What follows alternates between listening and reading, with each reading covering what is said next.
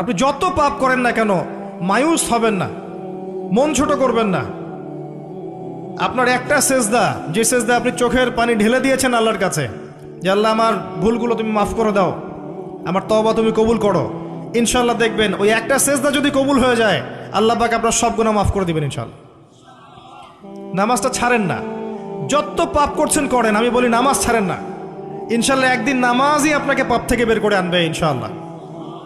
আর শয়তান আপনাকে হতাশ করতে চাইবে, শয়তান আপনাকে হতাশ করতে চাইবে যে তুই তো গার্লফ্রেন্ডের সাথে কথা বললি, রাতের বেলা পর্ন দেখলি, তুই তো ফ্রি মিক্সিংয়ে আছিস, তুই মাদকদ্রব্য খাচ্ছিস, তুই কাজে ফাঁকি মারিস, তুই ট্যাক্স আদায় করিস নাই, দুর্নীতি করছিস, তুই আবার নামাজ পড়বি কেন? শয়তান আপনাকে এগুলো বোঝাবে কিন্তু, যে নামাজ তো আমার শোভা পায় না, আমি তো অনেক পাপী মানুষ।